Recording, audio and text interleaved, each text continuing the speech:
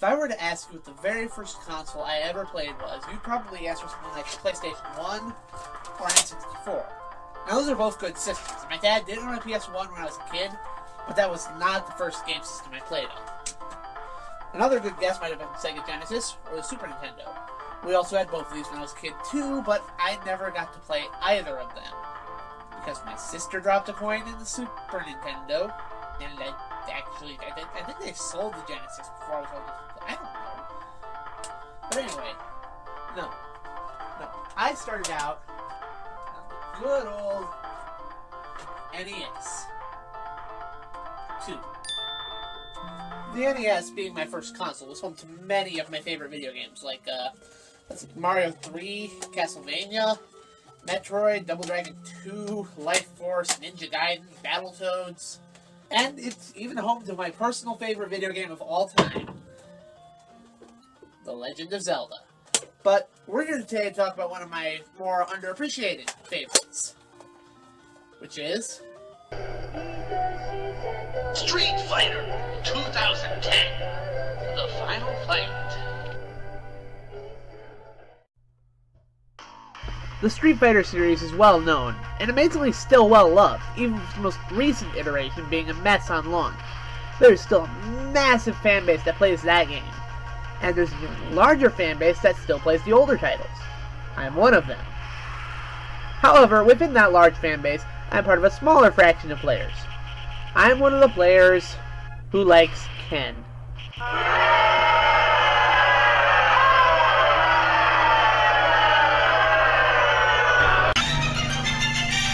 Now, Chun-Li is my main, but even as a kid who didn't know how to throw a fireball attack, I always preferred Ken over Ryu. Why? Well, first off, yeah! Secondly, I've always been a fan of flashy show-off hero characters. And thirdly, fire! Take that! But if I'm completely honest with myself, the main reason I love Ken so much is because of this game. Street Fighter 2010. Nowadays I know the full story behind this game, and it's a pretty bizarre plot. But as a kid, the opening text scroll was all I had to go on. As a kid, I could ascertain that this took place in a world where Ken had won the Street Fighter tournament. Then, after proving his worth as a fighter among fighters, he retired and became a scientist, becoming best friends with a man named Troy. Ken invented a substance dubbed Cyboplasm, which could cure illness and increase durability against elements in small doses, but it becomes a dangerous mutagen in large doses. Someone realizes the evil potential of the substance and steals it, killing Troy in the process. Ken vows vengeance and cybernetically enhances himself so he can fight the mutants and I don't care how unlike Street Fighter that sounds. That sounds like it'd be the coolest anime ever. Why isn't this an anime? Being a young naive child at the time, I accepted this story as fact. Ken won the tournament, became a scientist, and invented Cyboplasm. I didn't see anything wrong with this. What I didn't know was that this wasn't the original story idea. See, in Japan, Ken was actually a separate character named Kevin Stracker, and was a cyborg policeman employed by the Galaxy Police to stop a breed of space criminals called parasites, who, like their name infers, are parasitic insects that implant themselves into humans and aliens, and give them super armor and special abilities and all that, spastic abilities of normal people. Meanwhile, Ken has to defeat these while tracking the man responsible for the creation and outbreak of the parasites. So in other words, the original Japanese version of this game has even less to do with the series it's named after. And before you ask, yes, I still think that would make a good anime. This was a surprisingly common thing with Capcom's Nintendo arcade ports. It wasn't just Street Fighter. Strider, Willow, Bionic Commando, and Final Fight all got different versions on the NES. Although 3 of those were still the same genre as the arcade version, and the arcade version of Willow still had RPG elements in it. Street Fighter, on the other hand, has made a complete genre jump from one-on-one fighter to side-scrolling action platformer. So what gives? Well, supposedly, and I can't completely confirm this, the game was originally going to be called 2010, but they tacked on the Street Fighter name for the sake of brand recognition. So the reason this game has nothing to do with Street Fighter might be because it wasn't supposed to. Now, when the game was released in America, they obviously changed the story to make it closer related. And back then, that was all anybody in the States had to go on.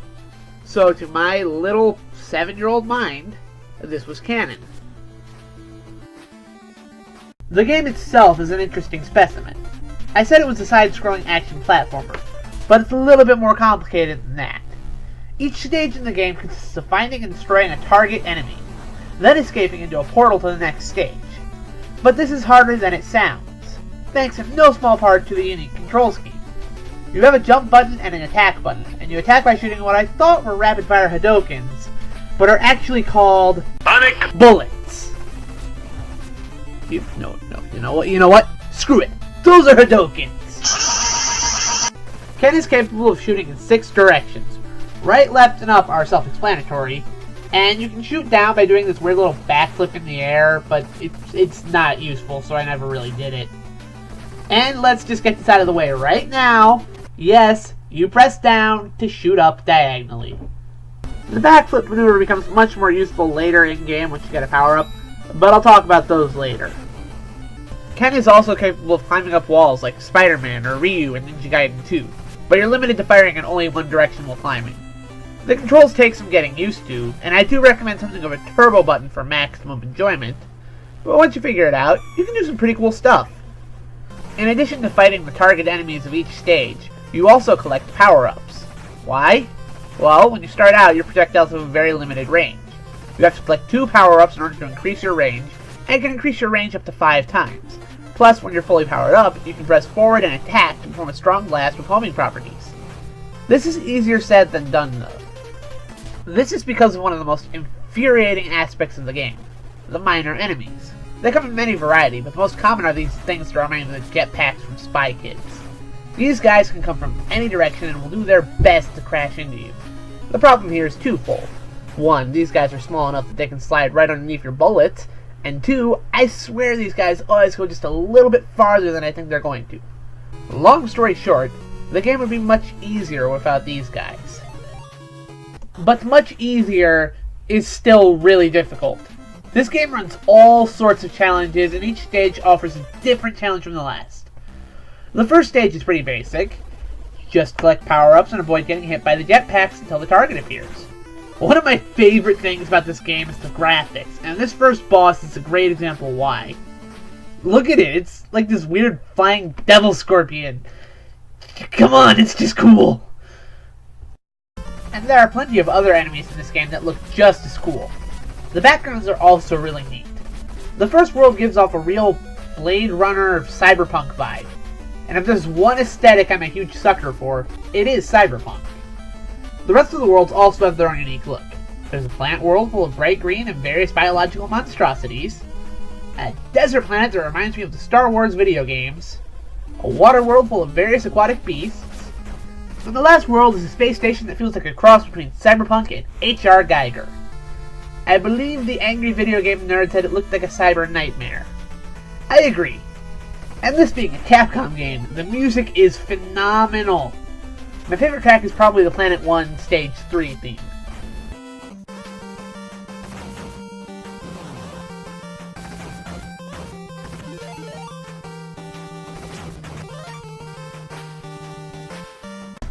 Now, I could sit here for hours on end and talk about how much I love this game, but there are a few things about this game that piss me off to no end. Special mention goes to the vine climbing section on Planet 2 Stage 2. Enemies coming from directions you can't shoot in is just dumb. Also on Planet 2 Stage 3, just look at all this crap flying around the screen. Not only are the jock straps from hell back, but you have these flying donut things that home in on your position, all while you're bouncing around on these stupid twigs. Oh, and the bottom of the stage? It's covered in spikes. Nowhere is safe. Not even the portal. Also on Planet 2, Stage 4. I never got past this stage as a kid. The idea is that the giant eyeball is your target, so ideally, you would want to come to the stage with full power-ups and just shoot straight up. But chances are, you've already lost your power-ups. Oh yeah, did I mention that you lose all your power-ups whenever you die? Yeah. So, what you've got to do instead is you gotta wait for these mucus walls to build up and jump on the left side. Then shoot up diagonally. It's the only way I can think of. This wouldn't be so hard if it wasn't for those dumb jetpacks. Again.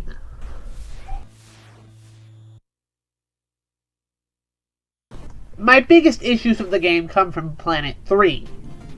With the slight exception of the second stage, the desert levels contain some of the game's worst levels. First, you have to fight 3 of the devil scorpions while dealing with these fish that jump out of the sand. And the sand is constantly moving up and down, so you have no stable footing. The game does give you a new power-up in the form of a powerful backflip attack, so at least now your backflips are invincible. Too bad you lose your power-ups when you die.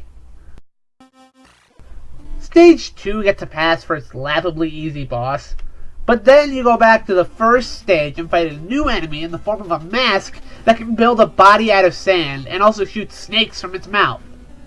No, really. Say hello to the second most irritating enemy of the game, the sand snakes. Stage 4 is a giant sandfall filled with these dumb snake enemies, as they are your targets in this stage. Stage 5 features a Cyclops porcupine? Sure. Anyway, it rides one of the sand snakes, and once you destroy the snake, it'll start spinning around the stage. And in order to avoid him, you have to jump over him. Ideally, you'd do this and then blast him in the eyeball, which is his weak point. However, the giant sandfall on the stage slows your descent just enough that your window of opportunity will be off by a few freaking frames. There is a strategy that I eventually pulled off here, but it's very difficult. Anyway, yeah, so Planet 3 is the worst. So much so that nothing on Planet 4 comes close to irritating me that much.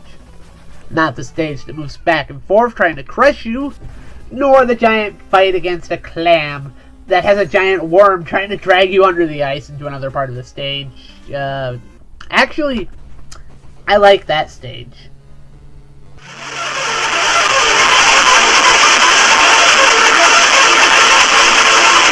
In between each world, the game plays a cutscene that progresses the story, in which a giant eyeball taunts Ken as he continues on his quest for vengeance.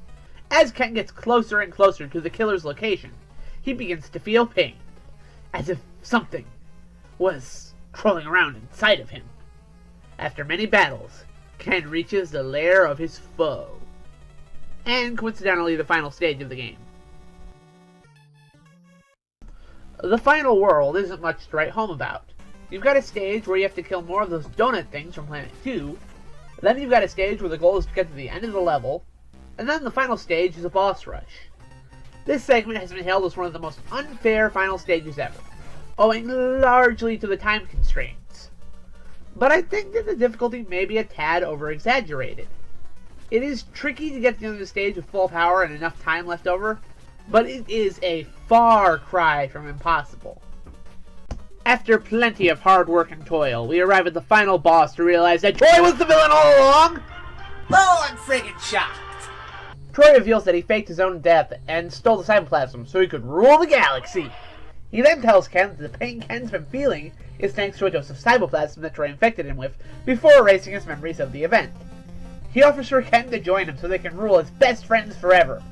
But Ken pulls a Luke Skywalker and prepares for his final battle. The Japanese version of the story is a little different. Apparently cyborgs are not supposed to feel pain, but Kevin has been feeling just that.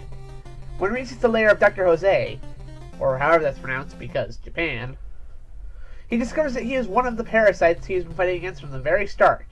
Dr. Jose reveals that he built Kevin as a weapon to control the universe, and that he had purposefully sent Kevin after the other parasites to gain more and more power.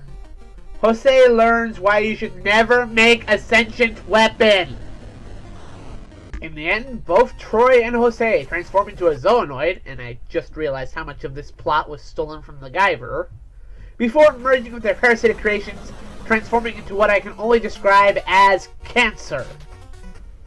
Disappointing cancer.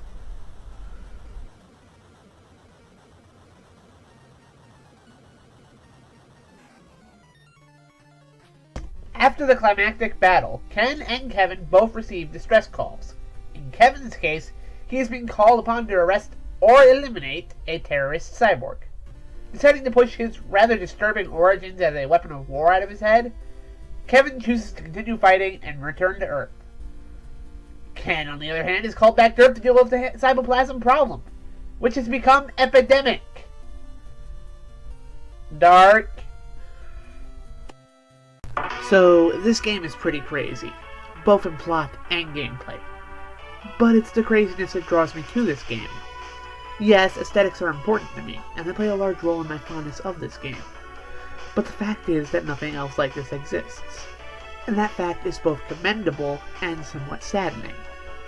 Street Fighter II invented the fighting game genre as we know it today. Final Fight inspired a whole lineup of beat-em-ups. Strider got sequels and a spiritual successor. Heck, Bionic Commando got a remake, a sequel, a reboot/sequel, a remake, and a sequel to the remake. How? I have many wishes. Wishes that may never come true. But all I can say is, if Double Dragon Neon exists, then why not 2010 Neon? And that was Street Fighter 2010. Yeah, it's still one of my favorite games on the NES, despite what other people might think. But anyway, this has been the Shaggy Turtle Studios, and like it or not, I will see you in the next video. Bye. Huh? Hello, Gwen. It's been a while. Hasn't it? What do you want? Good Lord. Seriously, I've been doing the reviews. I've gotten 3 done so far, including this video. Are you really just going to continue to screw with me? Yeah, well, unfortunately for you, I get to do whatever I want. Doesn't that suck for you? Well, I could always just demonstrate my powers, since I already infected you with Cytoplasm? That's not even real. You really thought that only existed in the game?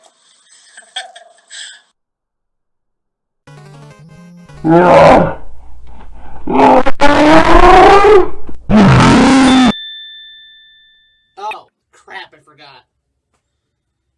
Well, everybody, I guess you're not going to be seeing me for a while, because you know what's going to happen to me. I'm going to... Okay. You are so dead in the next episode.